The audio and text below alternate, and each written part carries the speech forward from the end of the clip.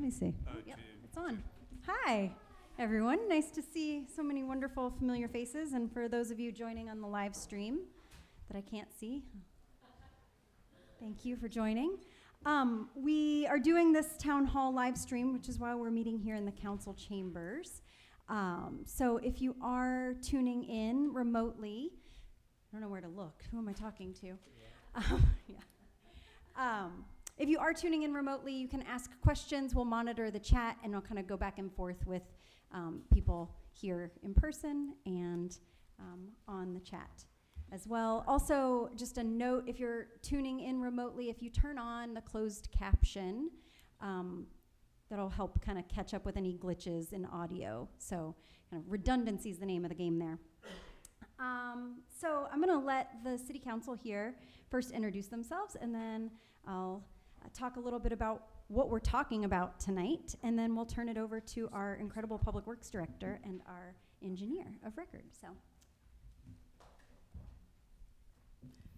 good evening. My name is Augusta Woods, and I've served on city council a little over 8 years. And thank everyone for coming this evening, and thank our mayor and staff for all of the hard work they've done to put this together this evening.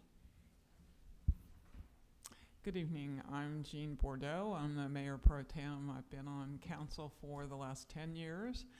And welcome to all of you, and especially thanks to our council members, Mr. Goldberg and Mr. Torrent, and also Mr. Kendrick, and all the hard work that they've done getting this together. So been a very interesting process. Hi, I'm Tom Ramsey. I'm the newest member of council, just over a year. And I'd like to thank everyone for being here. Thank the mayor, the staff, my colleagues who helped put this together. It's been a long process.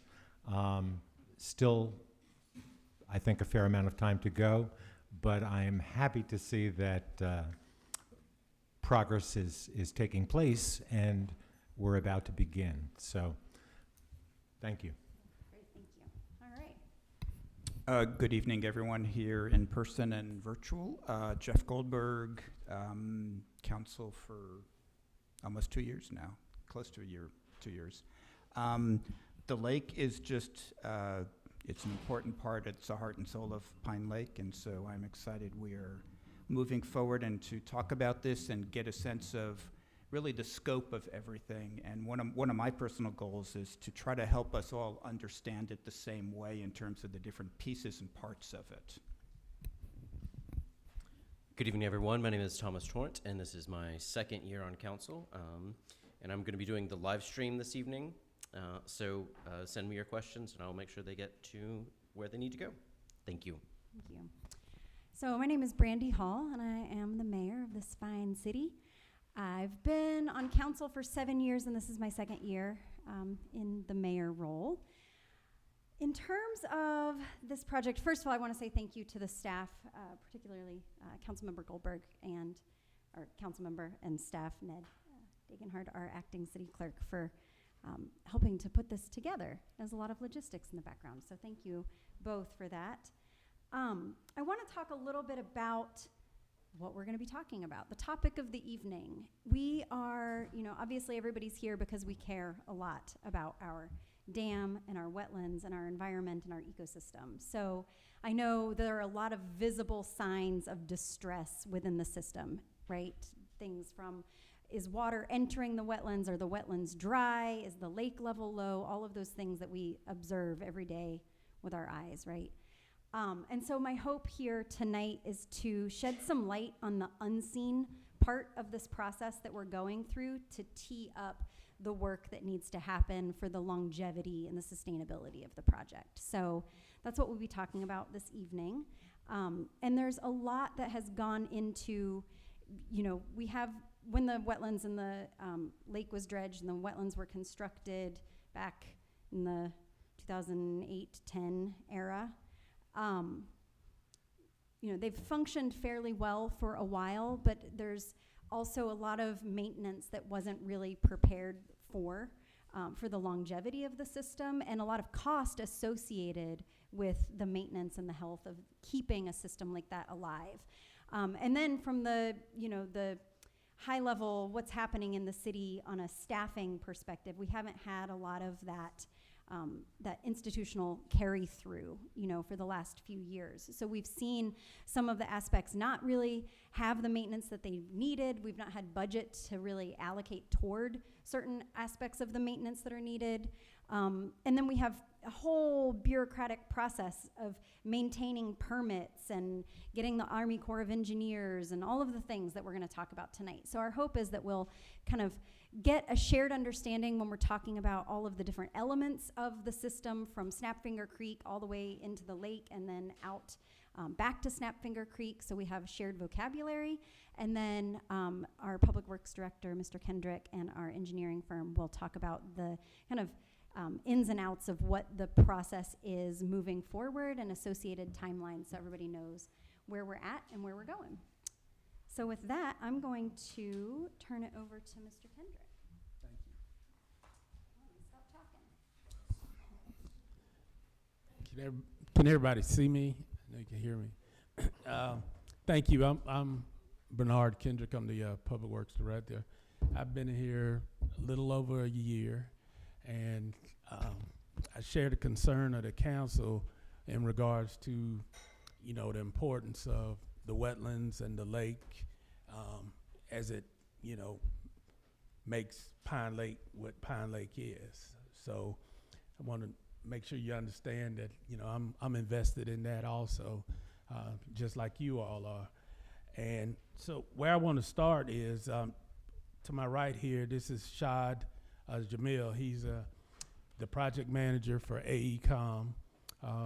AECOM is a multinational civil engineering firm who we've chosen to put together a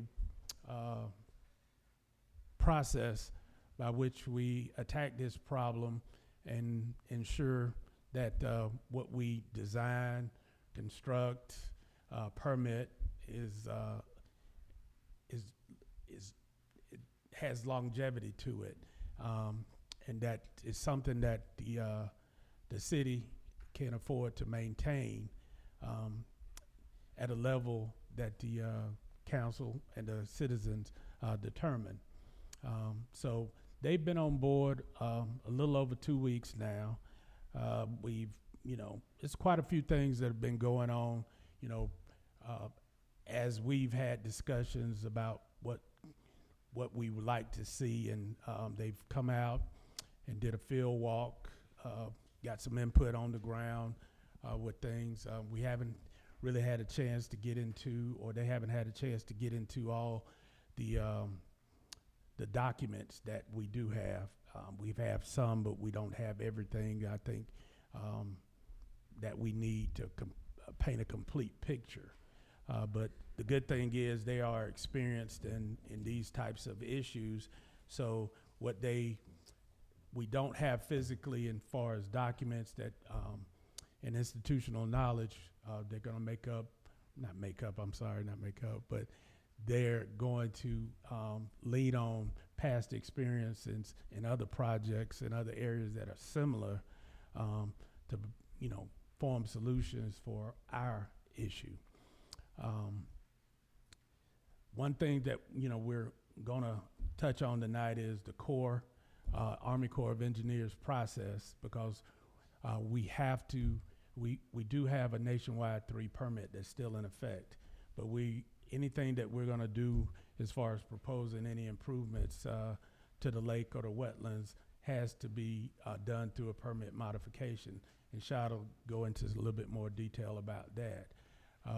But what we really are interested in is feedback from you guys, plugging in some of those gaps, in regards to institutional knowledge. I've heard it before. Shad needs to hear it also. I've done the best job I could of conveying what I've heard from residents over the period of time I've been here, and some of the experiences. I've shared pictures with him. We went over, like I said, in the field, looking at things, and we're hoping to, like I say, paint this more complete picture so that we can develop things to take to the Corps and also EPD, because they do have some permitting responsibilities in this also, so that we can generate this, project that we can, construct and be happy with, and it'll, fully function for us. So if you got questions, I'll turn it over to Shad. He'll have some things to say, but please, jump in and go right ahead, man. What was EPA? EPD. Georgia EPD, Environmental Protection Agency. I mean, Division. Division, the D. Yeah. I'm used to EPA. No, the federal jurisdiction is with the Corps of Engineers, but the state jurisdiction is with the EPD. Yes, ma'am. Okay, go ahead, Shah. Sorry. Okay. So I'm Shahid Jamil. I'm a project manager for AECOM. I personally specialize in water and wastewater, so if I'm lacking on something technical related to environment, so please excuse me. But yeah, anyway, just to explain the project to you guys, we're calling this project task order number 1. Primarily the scope is to increase the water flow into the lake. That's the idea. We had a site visit and looked at the condition, especially the weir or the wall where the taken place. There's a pipe through which it goes into a flume, and then through the flume it goes into the lake. As it stands at the moment, the flume is at a higher elevation than the normal water level in the stream. I think historically where the weir is or that wall is, the idea was that the water will rise and then it will go into the pipe, but I think for some reason it's damaged or it's broken, So now we don't have the dam effect through which the water, during the normal flow condition. And to put it simply, we cannot just go ahead and raise the wall, because it has upstream impacts, the properties. So we have to look at the flood condition, the normal. So in summary, our scope is to come up with a solution how to transfer the water during the normal flow period, and of course the flood period is not the main case, but our target is during the normal flow, how we can transfer the flow to the flume through which it can go to the lake and to maintain a certain water level in the lake. We had initial few option discussion with the city. It can be a quick fix and it can be a long term, but both option has its own cost implications, and of course there are implications from regulator as well, from EPD and from UCS as well. There is a limit on how much water we can extract and what goes out back into the stream as well. So what we intend to do that for this project we are going in 3 phases. The first phase is that we would look at the historic documents. Some of the documents, like the buffer variance related documents, they are available with the city, so we can look at it directly. But the application which was submitted to the Corps, unfortunately, those documents are not available, so we have to request that from the Corps. The process is a bit lengthy. Probably you will look at the dates. It seems a bit excessive, but this is how it is basically. These are the dates provided by the authorities. So the initial step will be to request the application which was submitted to the Corps. That will give us the idea that what type of work it can be done, what we are permitted to, and what we plan to do, for that. Then we have to revise the application. So we will look at initially to the existing documents, then we will prepare the solutions, and then we will present them back to the EPD and the Corps. The option which is selected by by both parties, then that option will go into the design. Right now, on this schedule, you don't see a duration for the design because it depends on the options. If you're going for a temporary pumping or if you're doing a flow bypass, each one it has own implication and the level of design that is required. So we didn't want to propose something, because cost-wise it will increase the project quite a bit, and it will things will look very scary. So the best option was, we discussed with the city that, okay, instead of giving a proposal for the design right now, let's put options to the Corps and the EPD. The option which is selected, then we will proceed with the design. Primarily, basically what we will need to do, we'll be doing hydraulic and hydrological modeling for the stream, based on which then we will know the water levels. And at the same time, the physical work related to the flume is not excessive. It's basically dredging and changing some pipelines, but the main thing is to define the levels in the lake, without impacting upstream and downstream, and then the amount of water which can be extracted from the stream. That's the idea. So one option is either, to go with pumping or raise the weir level, or include, so there are multiple options based on our hydraulic analysis. We will have a conclusion, and then those will be then presented to EPD. And accordingly, once the option is selected, we will go to the design. And the design will be then initially surveys, which is usually a topographical survey. Maybe there is a bathymetric survey to define the depths and level of the lakes, if the lake needs to be dredged or the existing, so it all depends on that, the requirements, what's the current storage and what's needed, depending on the in and outs of the lakes. So all these will be part of the design. So once the option is selected, we will be submitting proposal to the city regarding that. And once that is done, once the design is completed, then we will go to the permitting stage. That's when we resubmit the permits for the buffer variance and then the core application. So, and once the application is approved, core usually takes 60 days, the EPD usually takes 90 days, and then usually after this duration, there is some questions and answers, clarifications, once that stage is completed, post that stage, then the city can go into the, selecting contractors and going into the construction stage. So, yeah. Let me back up and clarify a few things when you look at this schedule. In phase one, let me phrase it like this. Over the last week, there's been some both positive things that have happened and some, I'll say, not so positive things have happened, with moving forward on this project. The positive things are, as I said, AECOM has come on board. They have a full grasp of what we're looking for and how we can get there. The not so positive thing is we've had pre-application meetings with the Corps beginning in January.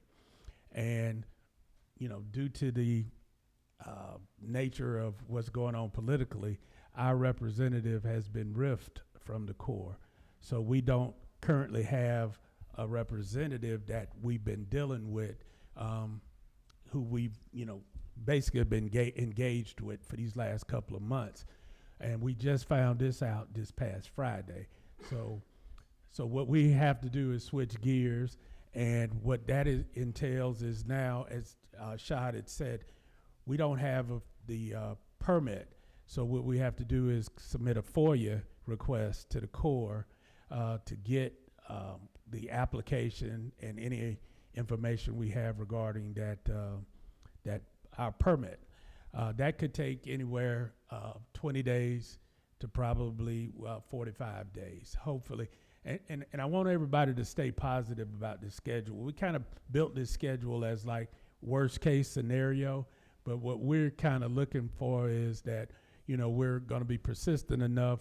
And I think, like I said, we were doing that with the representatives that we've had, even with our EPD representative, that they're going to respond back and give us our information that we needed and meet with us on a consistent basis as quickly as possible so that we can, move this project forward.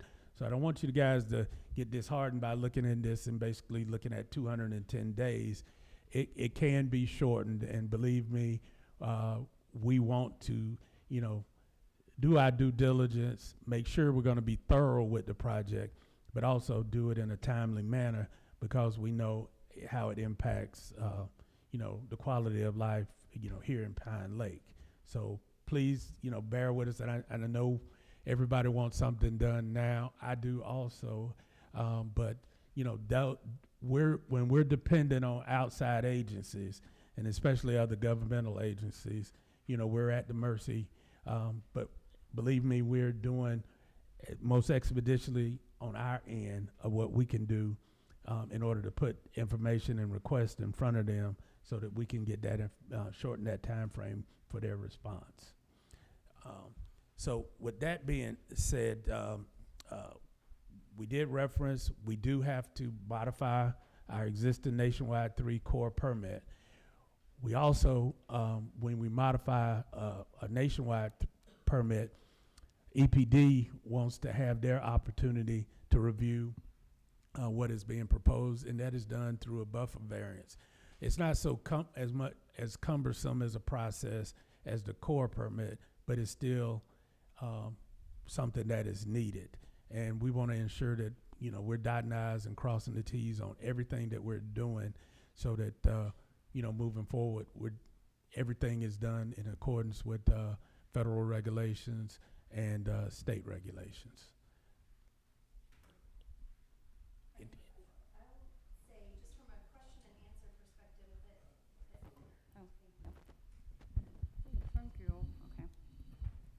Okay. From question and answer perspective, we can open it up for some questions, and then I'll kind of toggle back and forth between ones that are coming in on the live stream chat and folks that are here in person. And I don't think might be better if you get up so that people and speak into the microphone so that people that are on the virtual link will be able to hear the question. Does that work for y'all? Okay, let's do that then. So if you have a question, you can come up here, and we'll defer those questions to our pros. Hi, Karen Stiles at 445 Spring. Right on it, okay. It doesn't come naturally. So just a bit of background for me. I have my Master's of Public Health in Environmental Health from Emory that I received in 2014, and a water quality study of our wetland system was my thesis. And I actually, years before that, had walked the grounds with Greg Zaris and Jan Stevenson and a representative from the Corps, just walking the grounds to determine, we had some green space grant money to get the land, so I have some background knowledge on that. I have some photos of the construction of the wetlands, and when part of that was a stream bank restoration project along the lake at Snapfinger Creek as it goes behind the lake. And also, after I graduated, I was working on doing a grant application to provide more stream bank restoration on the tributary on the other side, perpendicular to Snapfinger Creek. And unfortunately, the funding was pulled for that entire grant program, so that didn't happen. I've been an environmental compliance specialist since the late 80s. So I'm very familiar with permitting processes and that sort of thing, and would be more than happy to help y'all any way I can.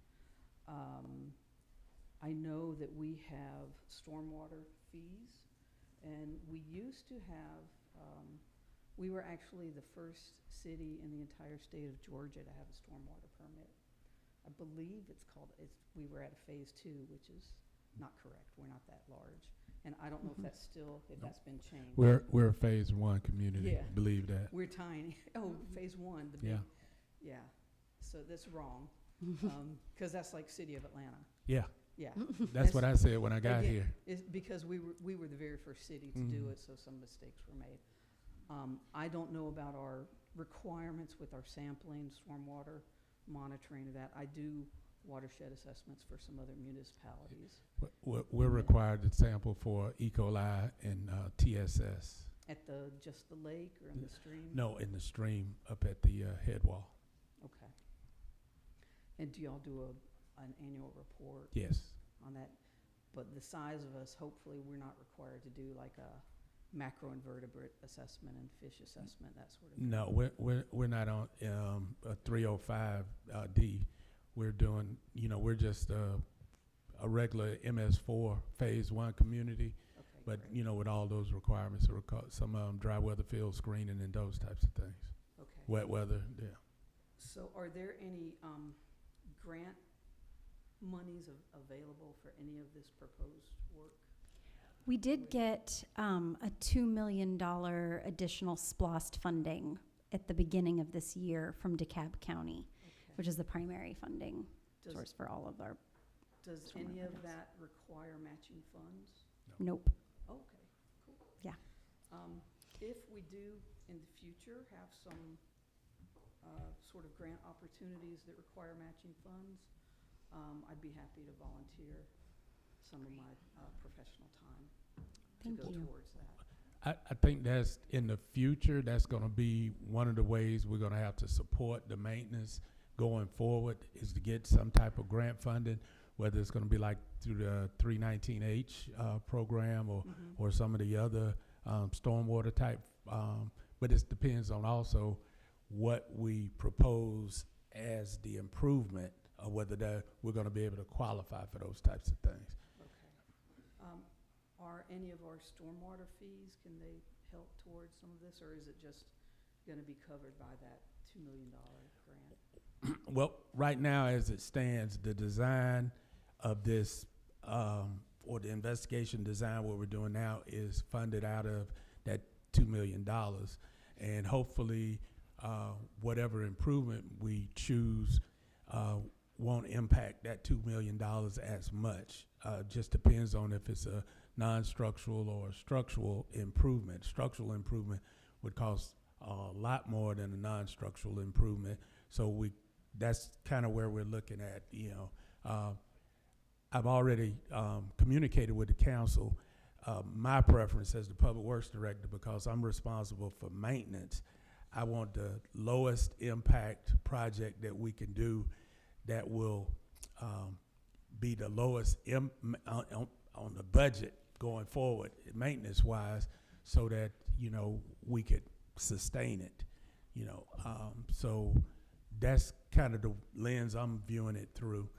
But also looking at that, if we do whatever improvement we're doing, if we can get other funds, whether it's through the state of Georgia, federal funds, or those that would lighten the burden on the general fund or the SPLOST funds, or help extend these $2 million, that's what we should be doing.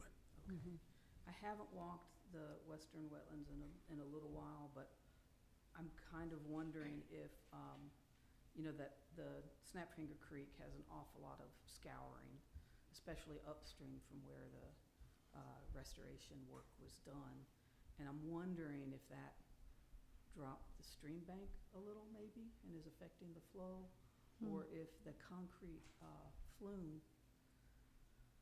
I don't know if the whole run is concrete that comes up to that screw valve, but maybe it's silted in, Yeah, and that's causing the level to come up. that's one of the things that we're looking at. Everything upstream of the diverter box going back up to that gate valve, it is extremely silted in, and those are one of the things we're looking at for the non-structural type improvements, removing those sediments and being able to increase the flow through the flume, as it comes through that directly from the creek. Okay.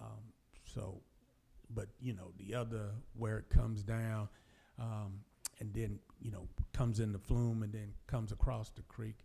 That's primarily the input from that goes into the lake there. Okay. And then one last thing, I'm sorry to be gabbing. I was looking through some of my old thesis files on an old hard drive, actually, and I found from 2006 some plans. It's called PERC, P-E-R-C. Are y'all familiar with that? Do you have that paperwork? It sounds familiar. Okay, one of Yeah. them is a couple pages, and the other was like 20-something pages.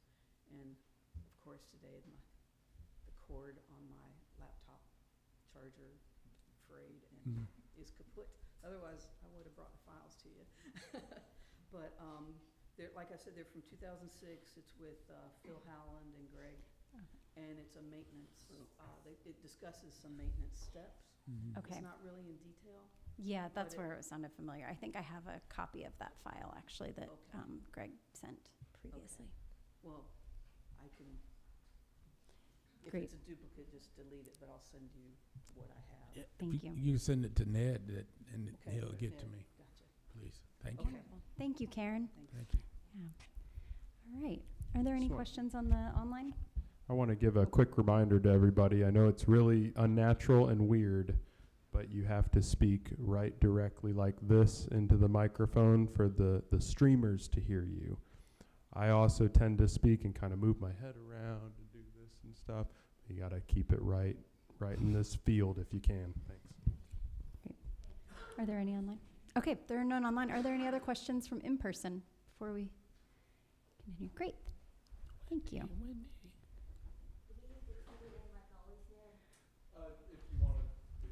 Okay, I will after I did. Hi, I'm Wendy Keithot, 4566 Ridge. Today's the 21st. My question is, and it's kind of a request, and if we work with ACOM, I've been asking for a long time, thank you for replying to me, Ned, for a map of how the water moves through the wetlands and the lake in Pine Lake. I'm looking for features like the creek, any tributaries, the dams, the flume, the gate valve, the vertibox, which looked really good today when I walked through. I walked through twice a day. All of that, maybe even elevations, because you spoke to the importance of that. And the reason why I'm making this request is that, people in Pine Lake, we're social, we talk about what's going on with the lake level, what's going on with this or that. I don't want to be unintelligent when I talk. A lot of times when Mr. Kendrick explains things, I don't know what he's saying. It's not his fault. He has knowledge that I don't have. And it would help me enormously to have a map of all these things to understand how it works. I really care a lot. And I'm not the only one I know that cares a lot about how this works. And I've even taken a Google map and blown it up in there, and I've walked through the eastern wetlands, and we're marking all these different things. The only thing I have found so far that exists is those information kiosks, which are now sadly faded beyond, visibility or understanding. So that's my request, is that, maybe there's Jeff told me there's a room full of boxes, and maybe there's a map in there somewhere at City Hall, but I would love to have that. Thank you. Thank you. I know there are, go ahead. Thank you, Ms. Wendy.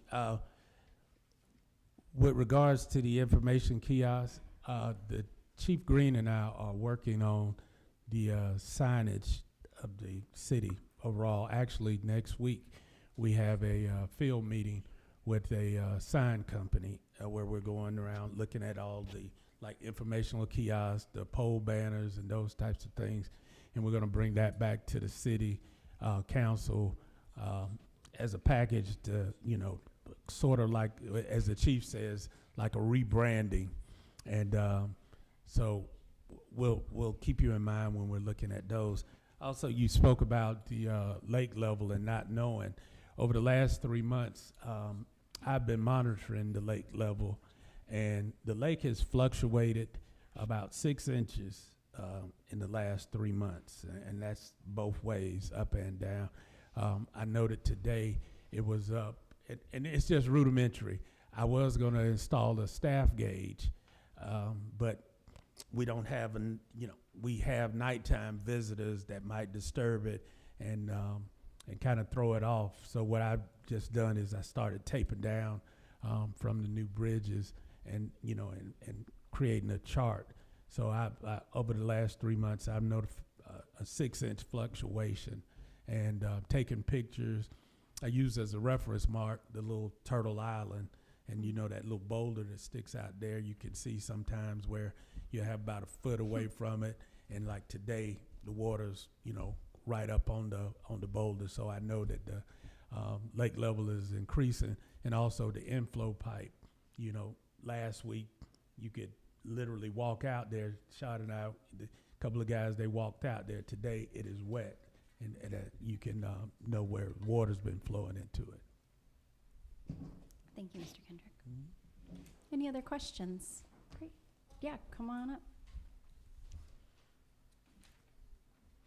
Hi, I'm Karen Snyder, and I live at 655 Spruce, which is the last house. You So were I out there. back up to it. Yeah, you were out there when we were out there. I was out there when filming. you guys were talking. Right. Is there any water actually coming through the flume at all? Yes. Yeah? Yes. Okay. Because it doesn't look like it. It looks like it's only rainwater to me. It's only what? It's only rainwater, that the only time it goes up in that ditch behind my house is when it rains. It flows through there, believe it or not. It cleans it, but then the silt, one I mentioned earlier that we have to sample for what's TSS, total suspended solids upstream, and it is a mass accumulation that plugs that pipe. So as soon as it flushes through, it piles right back up in there, but it does, creek water does come through there. Okay. But, we've got the pictures to prove it also. Okay. Yeah. And a couple of months ago, somebody came out with a mini little backhoe thing and dug out that first one. Mm-hmm. Is there a plan? Was that just like a trial sort of thing, or what was the process of that? Yeah, that was just to kind of stir the sediment around so we could see we get some flow through there. And we did unplug the pipe, and we did start getting, so we did have some indication that that is part of the problem. And that is one of the things that we've been talking about, is how to, keep that sediment from, continually plugging that pipe. But as Shad mentioned, there's some upstream impacts that's causing that type of thing. So, we're factoring that into the proposal that going forward. Okay. And I had one more thing, but it has left my ADHD brain, so I will, thank you. Just come back in just a minute. Yeah. Great. I think I saw another person about to stand up. Yeah. Great. Get the mic in my face. Hi, my name is Carla Oliveira. I live at 628 Olive Road. I have just a couple of general questions for the city and AECOM. Can the city or AECOM, I guess it'd probably be the city, provide us what the initial RFP for the scope that AECOM is going to be providing for us? What the scoped proposal was for? Task order 1, yes. Task order 1. Yes. Thank you. And also I wanted to see what will be the final deliverables from AECOM for this at the completion of phase 1. I guess part of it might be in the task order, but to get an idea of what the actual deliverable is at the end of phase 1. The actual deliverable for task order 1 is to get us a permit modification based on whatever the proposed work that the Corps accepts. And then what we'll do is take that to a design and then to construction. Right, but I guess how many options will AECOM evaluate for us? Is it limited to just 2 options, or will you be helping with the capital construction cost estimating for that, for each of those options? Yeah, they are our engineering consultant, so yes, they'll be involved in all of those. Right, yes. but as an engineer from an engineering consulting firm, Mhm. we normally get provided with RFP that says this is what the scope is, and normally we provide back what the list of deliverables are going to be. Like, we're gonna be using this modeling, we're gonna be providing a basis of design report or technical memorandum summarizing the information. So I kind of just wanted to see what will be at the end, the deliverable from this phase one. Or I guess just, is it gonna be a tech letter? Is it gonna be a tech memo? Is it gonna just be a presentation? And I just wanna see what the final, So basically, would be. This project is in 3 phases, you know. Mhm. So phase 1 is primarily just the optioneering. You know, it will be a simple optioneering meeting with the EPD, UCS, you know, what options are selected. The actual deliverable which you are asking about, you know, is the design stage. Right. That's when we do the, you know, the calculations, the drawings, the specs, you know, the bid package, modeling. you know, Right. basically, that's part of the design package, you know. That design is currently not part of the scope, you know, and the intent, the reason was, you know, we didn't want it to, otherwise we have to go with a lot of Right. assumptions and exclusions, you know, yes, and Exactly. so. it right, will- you're not gonna design, provide a fee for the design if you don't know what the option is you're designing. Exactly, Right, so, the level of effort for that. yeah, But I guess like part of this first phase is getting the information back from the Army Corps of Engineer to see what was included in the original permitting application and what was the initial conditions of the permit. yeah. But how, in terms of developing those options or alternatives to evaluate, what will that look like? Is it It will be a simple one plan drawing, you one know, plan drawing? and it will be Mhm. like a None of the presentation slides. It's not like a Okay. engineering output. So it's a plan, a single, probably all one the- drawing, you know, or a couple of drawings with option 1, option 2, and then there will be some presentation slides to present it to both authorities, you know, and then take their notes and the notes from the site visits from Yeah, there. so although hydrogeologic and bathymetric surveying and design, that would be part of whatever option we Exactly. designed yeah. to go with. Yeah, Okay. yeah. I think that was it. Thank you. Look forward to be very involved. Great. Thanks. Here we go.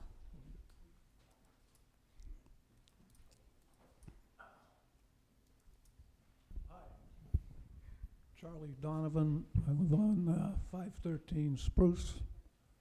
And it seems to me, excuse me, there's 2 main issues here for the lake and the flow. The inflow and the outflow. That pipe up at the dam is severely clogged. I was down there this afternoon. It's trickling. I mean, trickling. There's nothing coming in. That pipe's been clogged for years. Down at the other end, at the western wetlands, there's nothing going out, because that's all clogged. And nothing, it's been like this for like 5 or 6 years now, and nothing's been done. Are you guys gonna get this unclogged so that the flow, I was down there today, the end of the pipe, that's like a 14-inch pipe that's in the, right by the dam, there's all kinds of crap right in front of that. You know, sticks, leaves, there's nothing, it's totally blocked. And it's totally full of junk. And the other end is even worse. And so the system's not working.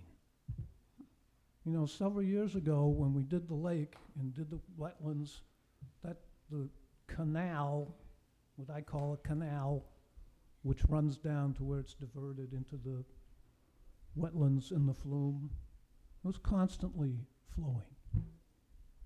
And like now there's nothing going on. So do you guys have plans to like get those 2 ends unclogged and dig out that canal so that it's... That's the goal of the project, yeah, basically. That's the objective of the project, to get the system, you know, flowing naturally to avoid sedimentation buildup, and in future that it can flow.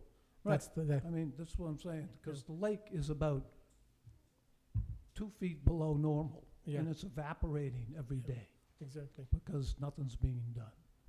So I think, like I say, the 2 main issues are the inflow and the outflow. So yeah, I said, you know, currently there is an issue with elevations, you know, how the water comes in, and then what type of water comes in, you know, how it goes through the systems, you know. Right. And then, so the idea will be the best case solution will be, okay, that we can lower the pipe, or raise the weir level that the water can come in. Then the second option will be how to avoid sedimentation.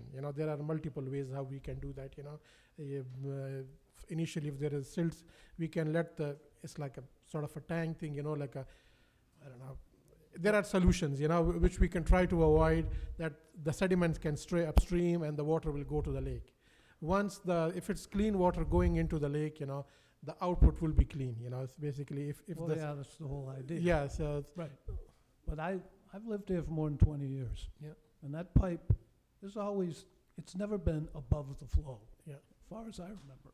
There's always water that could be going in there. yeah. It can't get through. It's, Yeah, I mean, I don't want to go into the engineering technicalities, but one option could be to put up. Right now, it's an open flume. One option would be to pipe it completely, and that's so that, for example, I don't know, anything from the side or no dirt goes into the flume. That doesn't. So there are multiple options to look into it, how to avoid siltation. So you're saying get rid of the pipe that's there now? No, the pipe stays, but the water comes through a pipe, then it's Yeah. like a channel. Right. So it's an open channel currently, and that's where the major siltation happens. So currently, it's like the water is going uphill, and if the water is going uphill, it keeps on building sediments, and it keeps on filling up, So Yeah. so the idea. So the first thing will be to draw the profile to understand the elevations. And once you have the elevations, then you will adjust the pipe levels or the weir level to bring in the water. And when the water comes in, the second option will be how to avoid siltation, basically. Okay, so there is a plan to Yeah, exactly. unclog Yeah. each end of Mhm. this system so that it like Shad said, the goal of it is to get the water naturally free flowing. Yes, Yeah. right. It's not We got to working otherwise. we're trying to figure out where's the constriction, and get it back to normal free flowing, like you said, previously. And I think that gets more water into the lake. Okay, thank you. Mm-hmm. Come on up. Oh, yeah, there's a few. Thank you. Good evening. Brian Engel, 4562 Orchid. And I just wanted to explore another aspect of the low flow, and that to see if you agree that the dam is also leaking. Basically, it's not damming as well as it could. And do you think that is a big factor also in the lack of water that's flowing into the lake? Dam is leaking? Well, yeah, I mean, it's in other words, it's not holding. So maybe that's not the right word, but it's not channeling as much water as it could, because on either side of the dam there's water flowing out. So the level of the water, that's the head wall, as you call it, Mr. Okay, Kendrick. the head wall dam. It's farther down than it could be, and if these other areas of the dam were sandbagged or even temporarily, because that was my core. Okay, you're talking about the weir upstream. Okay. But Okay. Shad is referring to it as a weir. Yeah. I refer to it as a dam, and that's kind of like what Mr. Goldberg was saying. We need to, get our terminology consistent. And, we're early in the game, working with Shad on, converting him over to calling it a dam. Okay. So Good. So, Yay. It's a dam. Yeah. Oh, man. So It's a so dam. so to ask you, he kind of touched on that earlier when he said was raising the level of that weir, that impound more water, so it'll create more head to push through that pipe. Okay. So that is something that we've been talking about as a proposed recommendation or improvement. Yes. Oh, okay. Yeah, I'm just wondering how much that has to do with the lack of the flow, but also considering that the long-term goal is to clean out that channel, the canal, the channel, the pipe, all of that, so that it really does properly work as a system. So I understand that. But if it's going to take a really super long time And that is a way of mitigating it, you know, for a shorter term kind of Band-Aid Right.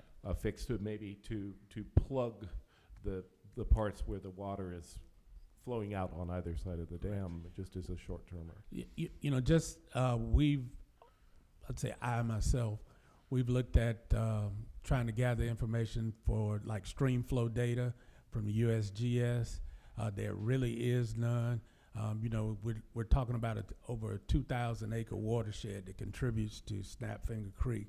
And, you know, we do have, you know, droughts and we don't get as much water. And that's really where the inflow to this lake is dependent on, is Snapfinger Creek. And if it is in a drought stage, we're going to get less water. Then we're looking at rainfall and those types of things, you know. So we're kind of looking at all those things upstream because it has direct impact here. We're looking at the dam impounding more of the water upstream, but also the downstream effects of how much we still have to contribute into that the creek that comes around the wetlands, and also what goes into the lake and then comes back into Snapfinger Creek through the western wetlands. All of that has to be accounted for. And so what we're doing is, part of this is also have to be developing a water budget for, you know, the lake and that area. Did you say impound the water, like yeah, kind of, you know, by the Weir Dam? Right, because like if it's just like you said, running around the dam, it's holding at a constant level that's not creating enough head to push through. Yeah. But if we raise that, you know, then we are getting enough maybe to push it through. But as I cautioned before, you know, we don't know who owns that dam, and once again, you know, being the maintenance person who's charged with the maintenance, there's a cost associated with maintaining that type of feature. So I want to know that before any recommendation would be made to the mayor and the council, because it has future implications. Okay, that's something that would be new information for me. So the city of Pine Lake does not own. We don't know. We don't know if we own the Weir. That was a lot of the work that was done. Sorry. That was the first part of this inquiry, right around the time Mr. Kendrick came on. And one of the things that he really cautioned against from the very beginning was, don't go start messing with that, because then you're essentially expressing ownership of it, and we don't know what the implications of that are. And then I think to zoom out about this project, a big piece of this is understanding the permits that we currently have in place, ones that have already expired, that allow us to legally do the maintenance and the modifications that we're talking about. So part of this is the whole first part, the whole task one that we're talking about tonight, is getting the permits in place so that we can even understand what directions we can go. And knowing what's ours to fix, too. Right. That's really interesting. Oh, well, okay, thank you very much. And I'm going to throw in one thing just real quick. It's also about what happens upstream. And there's currently some permit requests for a gas station upstream that will impact Snapfinger Creek. So we also need to take a bigger view than just what happens in our city. There was something in the last news blast about that. The request for the variance for that has been tabled right now. It's, I think, the old Dugan's property on Memorial Drive, and that would be another impermeable surface that would flow straight into Snapfinger Creek. So look at your last news blast, follow that, because we need people to show up and say we are not in favor of that, because that will impact the water that flows into Snapfinger Creek. Could I just add to that? Anyone who is interested in keeping track of what's happening in DeKalb County, what they are approving and so forth, there's a Facebook page called Fells Ridge Properties and Lake Property. And if you just look up Fells Ridge, and there's people that are very interested in this and really would like to have Pine Lake's participation in going to these meetings, or they're online, go and speaking up about the effect that what they're doing is going to have on Pine Lake. We'll get that into a news blast, the next one, if it's not in the, was it in there? So just check that Facebook page. They're doing some good work. Mr. Kendrick, we have a question from our viewers online. Quick question from the chat. We would like to know what you mean by the flume. Can you explain what you mean when we're talking about the flume, what that system is? Okay, there is a concrete channel. It's like a U channel that that starts at the diverter box. Is when you go in the eastern wetlands and it makes that sharp turn before you get to the swing set. There's a concrete structure there with 2 valves on it. That's the diverter box. And as it flows south, there's this U-shaped concrete channel that comes down the parallel to the walking trail, and where the and it tees up with where the wetland cell comes in, right there where the mosquito station is. That is the flume. That concrete channel is it is the flume. So that's what we're referring to when we're talking about the flume. So what would you call the things before that? I just open channel, really. I hadn't seen any real designation to it. Sedimentation ponds, yes, that could be, and it's doing a good job.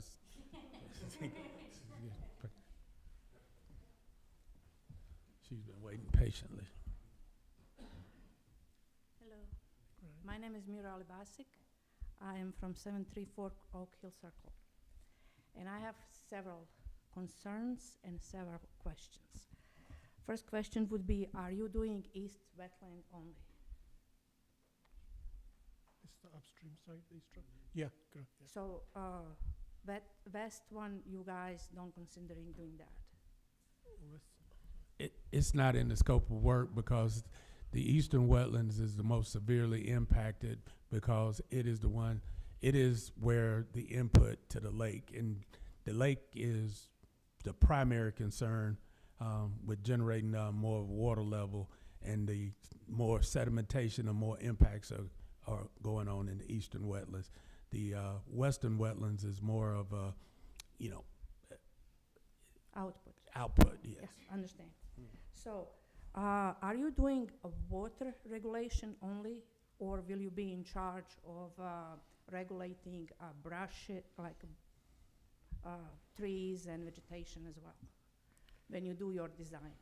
Those will be basically the impacts of the construction, So once the solution is developed, then based on that solution, what's the construction impacts basically? Then if there's a construction erosion control, or seeding, whatever needs to be done, those will be looked at once the option is selected, and then You can speak. I have Yeah. I have engineering degree Oh. in construction, so Okay. you keep going. I understand what you're saying. Yeah, so right now, we don't have a solution. Once the solution is developed, and then we will look at the impacts of that solution, and then accordingly, what the erosion control measures are required. Right now, what we are looking at, we are away from the stream. We are looking at the incoming pipe and that flume or channel, Okay. So we are only concerned with that, So whatever is in the stream right now, we shouldn't be, unless there is a different solution comes up, we shouldn't be impacting that. We should be next to that walkway and that channel in that area only, So that's current consideration. But once the options are developed, depending on the recommendations from the Corps, whatever is needed, of course, that will be part of the design. Okay, then speaking about options. Yeah. We met here about Yeah. a month ago. Yeah. And it was really nice to meet you. And I really expect some type of options to be presented tonight, because we are just kept in the dark. We don't know. you're saying option this, option that. Options are like, that's just imaginary. And I'm really I'm sorry, I apologize, but I'm a little bit disappointed that we didn't come up with some type of slides or this is what I would expect of somebody consultant firm who is trying to win a job or something, My question would be, are we having another town meeting before you submit your permit to Corps of Engineers so you can show us what those options are? Well, what we're going to be doing is prior to, we're going to be bringing those to the work session to make sure council knows what we're going to be requesting of the Corps or what the Corps would approve us to do as far as the modification. With full respect to councilman, but I would really like if citizens also could be part of it. If you could distribute it, if you would put on Facebook or whatever, so that we can look at and maybe we suggest also what we would like to see. Well, I think you have opportunities now to do that because you have my email, you have Ned's email. If you have, and what we're opening this up for is, input. As I said, starting with the historical or the institutional knowledge surrounding this, I'm limited because I've only been here a year. Shad has, just basically been on here on this project about 2 weeks. We've been talking with Mr. Goldberg. We've tried to set up meetings with Mr. Zaris, but we just can't get our schedules together. We've talked with various citizens. I'm here every day, gaining input on this. So I think, we have opportunities if you'd like to meet to share your concerns or, yes, sir.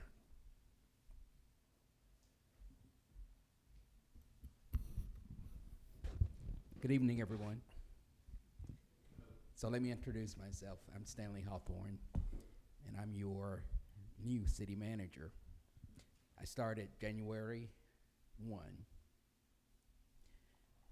My biggest role, as I saw it for this meeting this evening, was as a new city manager in Pine Lake, to listen and to learn. Because I realized early on, and probably everyone in this room is more expert on this issue than I am. And I know there's a level of frustration that has built up for those of you who have been here for many years, because this problem didn't just happen. But it is, and you're not going to believe me when I say this, it is a time for optimism, despite what hasn't happened in the past. And I can't excuse that. But I know from my expertise as a manager that there has probably been a level of inaction for a number of reasons. Now, I want to give credit to your city council and mayor and all of these people, as you are, you're new to me. And I'm not trying to gain favor. I call things as I see them. But there is a lot of work, even as nothing has happened or as much hasn't happened on the immediate problem of the lake and the surrounding areas and all of the infrastructure there. But Pine Lake has a lot of work that has been going on, and I would divide it up into 3 areas. Physical infrastructure, which is largely what we're talking about surrounding the lake, needs to be addressed. But you can't address it without funding opportunity and without overtaxing, even if we knew the full extent of what needed to be done and going through all of the regulatory agencies. So that funding opportunity is at hand through the hard work of people before I got here. And that didn't just happen.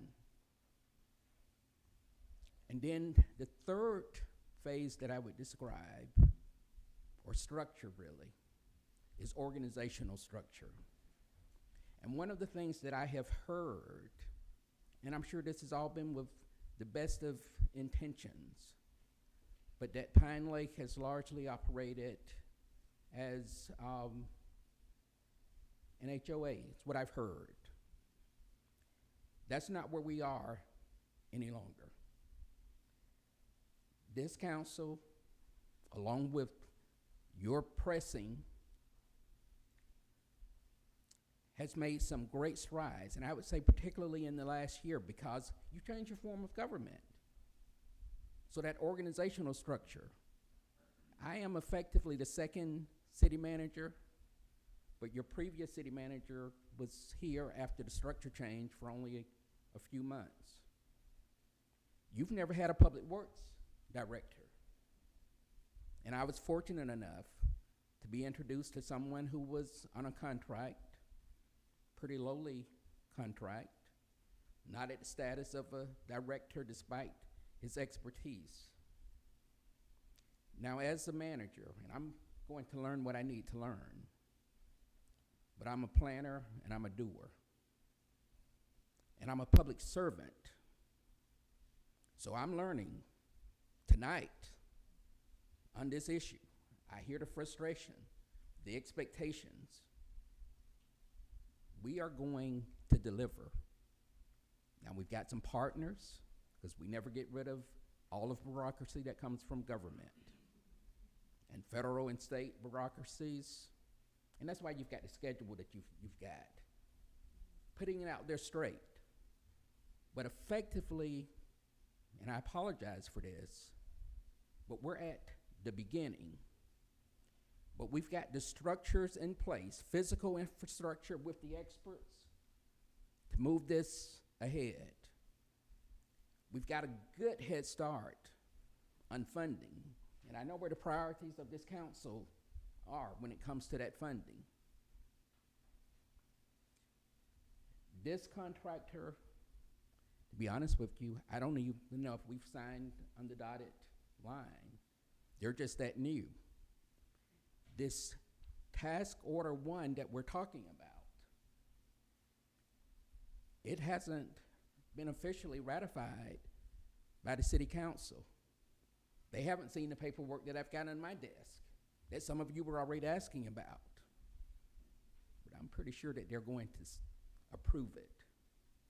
But I give those as examples of, we are now at get ready, set, go. And we are going to do it in the most responsible, the most efficient, and most effective way possible. So to sum up, despite your frustration, which I understand, I get it, and hold us accountable. But trust me, it's a time for optimism. We're ready to go. Thank you.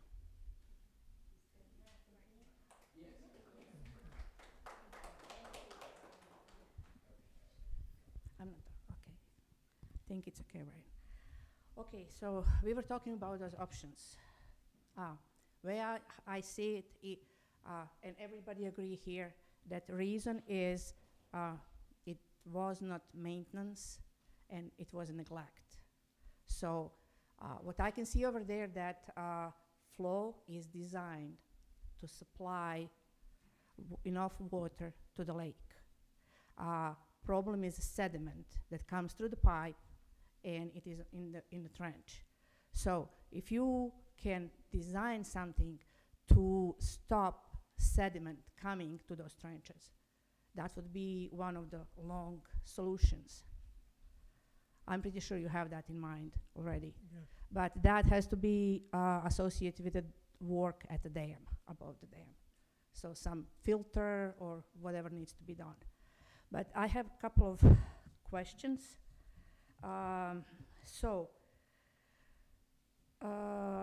Will you generate a maintenance schedule and post it publicly to city's website with possibility that citizen can follow up if work or that maintenance is done correctly. So after everything is done, will we have some type of assurance or maintenance that we can see when it's scheduled to be done, and if it's not done, that we just check that, like, that's just like one of the solution. Then, what step will you do to protect future wetlands? How we will get assurance that somebody will do maintenance? That would be like one question, I guess. We really need that. And that comes from Mayor, for Mr. Kendrick, for... When I talk about how we designed this project, and one of the first things that we want to ensure is, number one, can it be maintained? Can we afford to maintain it? We're not building anything or constructing anything that we don't have the consideration of the cost of the future maintenance. And yes, we will have a scheduled maintenance for whatever improvement, whether it's non-structural or structural. We will have a schedule of maintenance associated with whatever improvement that we construct. Yes. Okay. Also, will you have, where will you deposit that sediment that you clean from trenches? That's part of the core permit. We have to, we've talked with DeKalb County. They will accept sediment without testing. We had previously, before we started talking with the Corps about having to get a modification to remove the sediment, we had discussions with DeKalb County of how or what they would accept the sediment, and they will. We don't have to provide it in a closed truck or transport it there. They will simply, we collect it, get it there best, and we can dispose of it, and it'll be a nominal charge, just like any other waste that's accepted at the landfill. Okay, thank you. And one last question. Are you going to hire like internal audit, like with some construction background, who will audit future work, check, like probably you will hire some contractor to do that, check credibility of those contractors, just to be that proposed work is in line, what is done already, and do final check that everything is done and finished, because some work that it was done like in couple last 6 months was not finished or it was not done correctly. And we can talk about that some other time.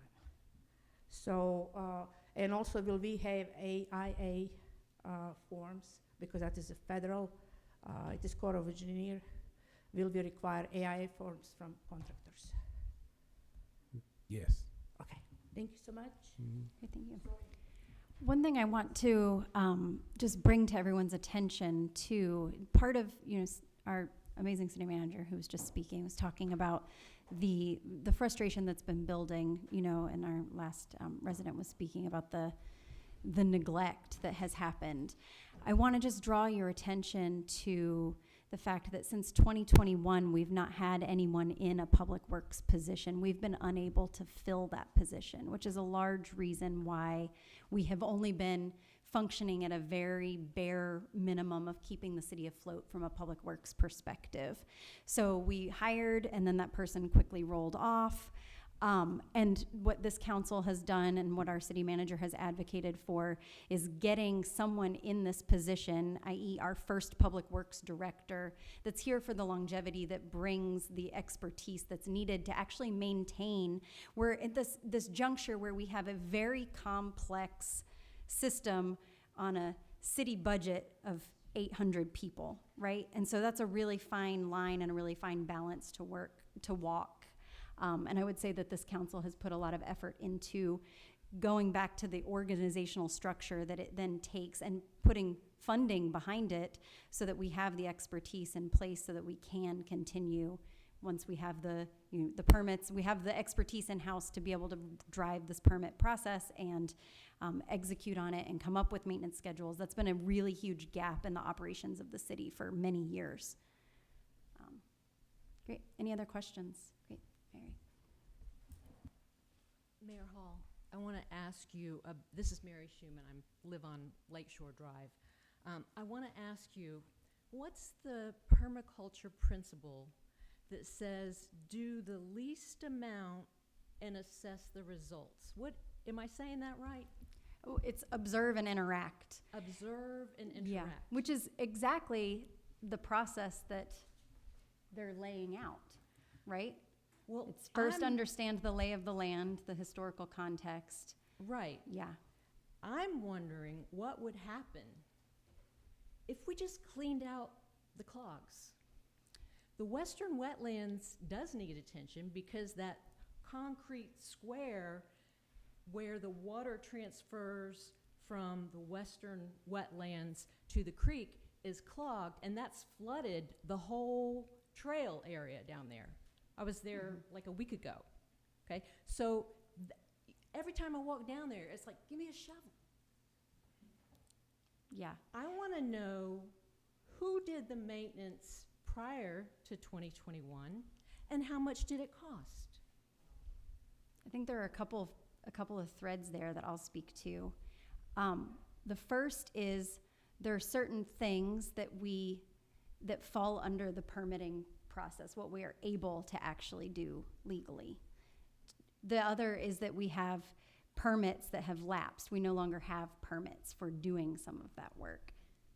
That I'll turn over to Mr. Kendrick to speak more to that. So you're saying we can't maintain it without a permit? You're saying we can't pull certain out the aspects sticks and the sticks and the. You're going to have to point to me where exactly you're talking about, because I haven't seen any of what you're talking about. Okay. I mean, I've seen some, you know, not to the point that where you're talking about flooding the trail in the Western Wetlands.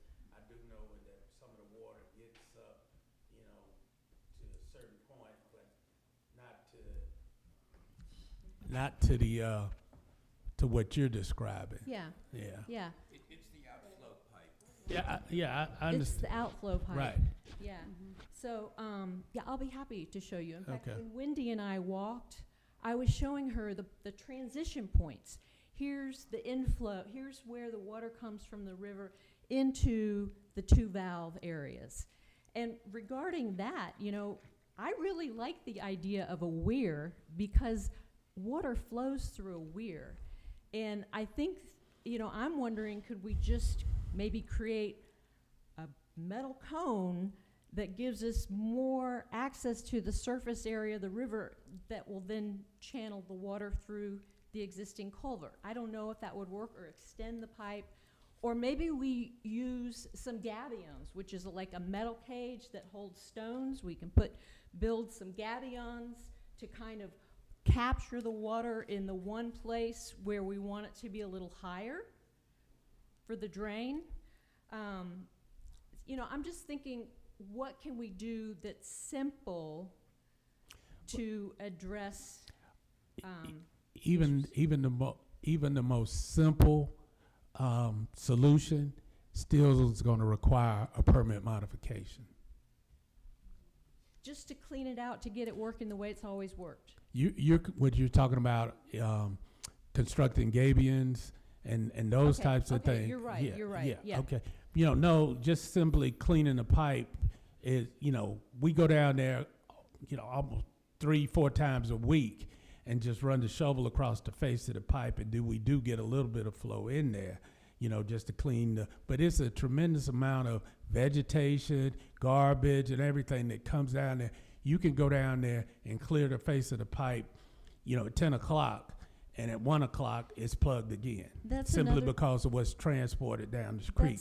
If you go right on the dam where the tree is falling, you can see all the garbage that's accumulating because and we've been asked to clean that out, and we're trying to figure out how we're going to get that done also. But it's a tremendous amount of debris that is coming down that channel. If you go back up in the eastern where there's several of the trees that have fallen during some of the storms, it is, filtering some of the, milk cartons and other stuff that flows off the parking lots and those types of things up there. But it is debris all through that channel, in addition to the sediment that's already in there. Right, I understand that. And Wendy introduced me to the idea of a bandalong, and the city of Athens recently installed one in one of their rivers, and it's basically like floats that creates kind of a funnel shape, and then it funnels all the trash into one cage where you can take it out. And I don't know if you can do that to capture twigs and branches and things, but I think that might be helpful, right before the weir. I like that. I want to say I really like the idea of the map, because a map that shows the different places where the pipes get clogged. There's like 7 or 8 places where there's potential clogs, and we are the eyes for the council and the mayor and our city employees. And so if we know where they are, we could pull out a twig. If somebody could get rid of the poison ivy, I'd already been in there digging stuff out. But so I'm saying that a map would be really helpful so that people can understand it. It's really a simple hydraulic system. It's a series of flows, and it's just a matter of moving the clogs to that. And I understand that sedimentation is a problem and that we may need a long-term fix for that.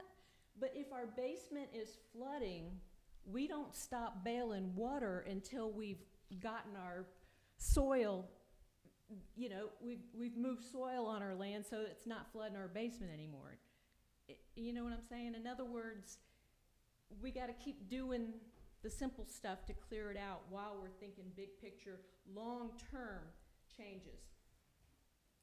I want to encourage you to take advantage of Karen Stye's expertise, particularly in the application process, because she may have some ideas and language that will help facilitate acceptance of those applications, permits. And also, I would encourage you, and if you need our help, just let us know. I encourage you to contact our Representative Hank Johnson and our Senators Warnock and Ossoff to get their help in accessing the federal U.S. Army Corps of Engineers help that we need. I know Hank Johnson prides himself on being very responsive to constituents, so I think that when we're in that phase, that'd be great. So I just want to thank you all so much for addressing this. The reason I moved to Pine Lake is because I like to swim in a lake.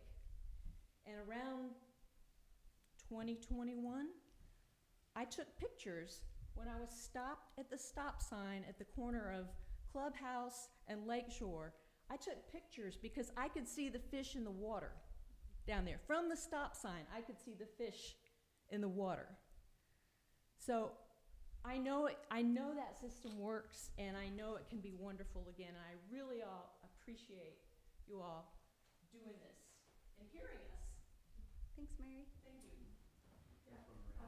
I'm sorry. Yeah, excuse me. I would like to make a comment to kind of follow up on what Mary said. And this is a question for Shad. Do we actually need a permit to clean a pipe that's there, that has been cleaned over and over again through the years? And I'm not talking about pulling the twigs away from the front of it. You're talking about a pipe that's 20 feet long that needs to be cleaned with either a water jet or some kind of rotational device that bores it out. But I couldn't agree more with Mary Schuman that an interim step would be to clean our clogged pipes. Can we do that legally?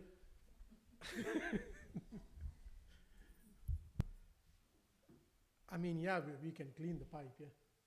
The long we are not discharging back into the stream or the debris don't go into the stream. No, as long as we collect the debris that we clean out of the pipe. Can we just go ahead and clean the pipes? Is that something that we can start with and not wait 300 days? So one thing that I heard both Chad and Mr. Kendrick describe was that there's the flow of the pipe and then there's the sedimentation ponds. Correct me if I'm wrong, but this is my understanding from what y'all were saying. There's the flow of the pipe and then there's the sedimentation. And with the levels of the sedimentation, even when you clean out the pipe, every time it flows in, it's continuing to build the sedimentation back out. So it's not just the pipe, it's, as I understand it, it's also the sedimentation ponds, this is the exact conversation we got in for a bulk of the last year, because without cleaning out the sedimentation ponds, which are covered under the permits, I believe, from what they've said, and what we can do with the sediment once it's out, then it's not fixing anything. Is that accurate? Okay. I know this is a conversation No, we've gone round I get it. Yeah. I get it. But with the pipes being cleaned, if we could get the pipes cleaned, even with the breaches in the dam that are there, at least when one side was breached, when the eastern side was breached, which has been that way for years, there was sufficient water to get up to that intake pipe and supply enough pressure to move water through, and it did flow. And this is going back a few years. You know, and I couldn't agree more with Brian on an interim solution of sandbags to heal those breaches for the time being, to make that head wall dam, or weir, as Shad likes to call it, functional. And granted, it's a Band-Aid, but it's a Band-Aid that has the potential to fill our lake. And that's the crown jewel of the city we're talking about. And, you know, quite honestly, if we want to have a swim season, this year we're getting late into the season to make any kind of repair. And anybody who wants to swim is going to have to walk out 100 yards to get up to their knees. Well, is it safe to swim? Like, is there enough water? You know, a healthy system has water flowing in and out. Right, I know. Okay, and right now, and if we don't have both inflow and outflow, we won't have a healthy system.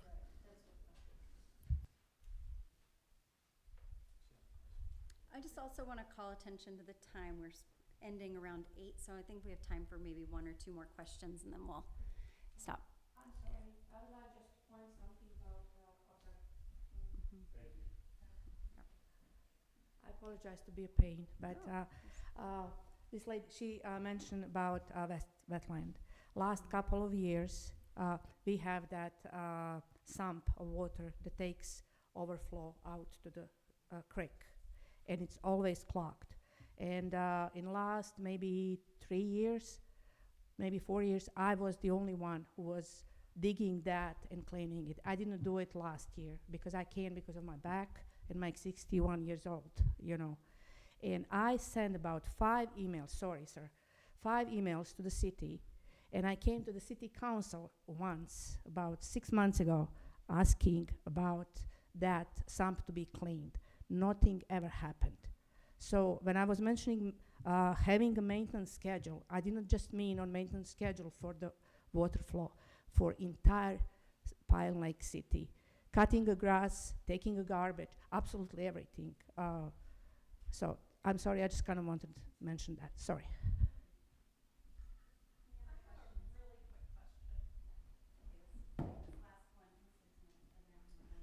I just wasn't sure if I understood something. Were you talking about turning the wetlands into a closed pipe system? No, Where? not the wetlands, no. Okay, because I was like, no. So it would still remain wetlands and open. Where were you talking about closing the pipes? You know, once the pipe comes from the stream, that ductile iron pipe which crosses the trail and goes into an open channel. So we were thinking about that open channel, if we can pipe that. Okay. It's just ideas at the moment, Okay, that's nothing. fine. I just, I heard you say that, and I was like, I am obviously not understanding. Thank you. Okay.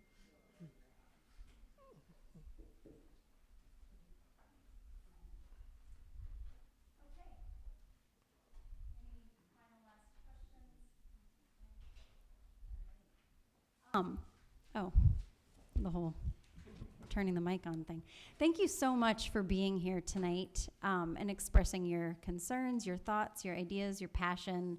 I know, as Mr. Hawthorne said in the beginning, or when he was speaking earlier, we're all here because we care a lot about what the environment is that we're living in, and we want to be good stewards of it. So hopefully this process tonight has shed some light on what the city's up to in terms of getting the whole system functioning and being permitted to do the work that needs to be done.